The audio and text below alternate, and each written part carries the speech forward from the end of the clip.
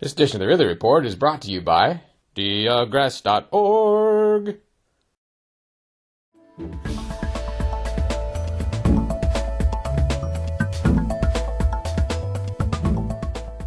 Our special guest here has arrived in our studio, and he is someone who is, well, not from around these parts. We're doing the show from New Hampshire. He's come all the way here from New Mexico, and his name is Gary Johnson. Gary, good evening. You're on Free Talk Live. Ian, it's great to be on with you. Thank you. Well, thanks for coming in tonight. What is it that brings you to New Hampshire? Well, during this time of year.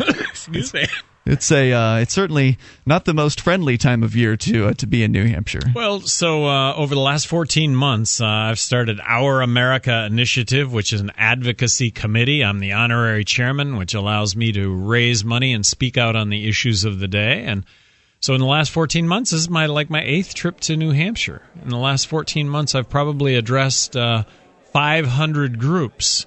And if you're doing the math and thinking that's not possible, yeah, you're busy, possible. Busy man. Yeah. Well, trying to put a voice to what I think is the national outrage over being bankrupt and the solutions that go along with that. Well, what's new? I mean, hasn't the federal government been bankrupt for, I don't know, longer than I've been alive? They've certainly been in the red. Yeah.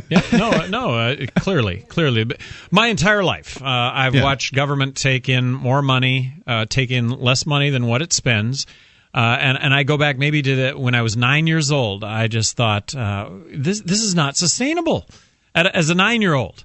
Yeah, it's not hard to figure it out, right? And about 50 years later, I just think the day of reckoning is here. It's now.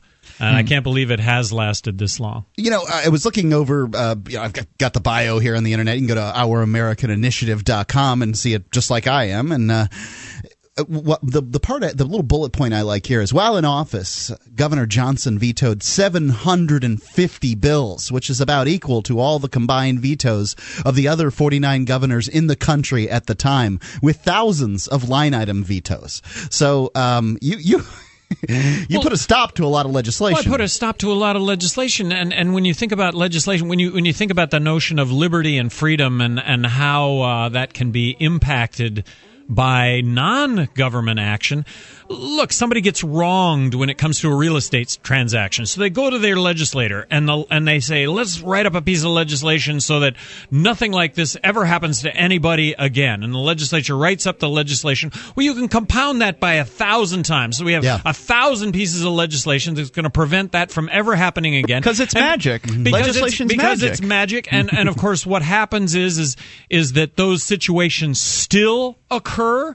And the fact is that for all of us that need to have real estate transactions, they've been so compounded, they've been made so difficult that you vow, I'm never going to do this again because of the government and what they've done. But it just carries over to every single aspect of government. Sure, a lot of people say that about business. I mean, they look into.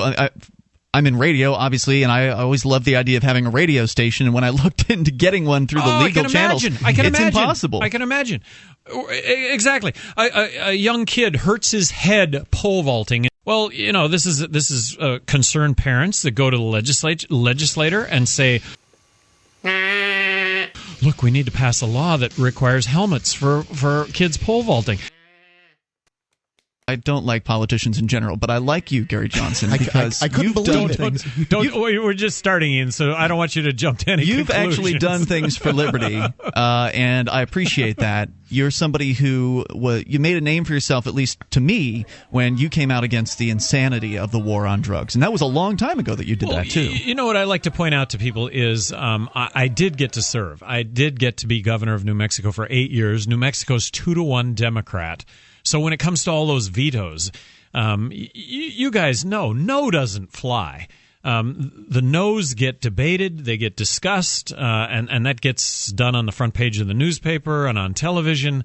And the whole defense of it was, look, we don't need to be growing government. Growing government is not the solution to any of our problems. As a matter of fact, shrinking government would be the real solution.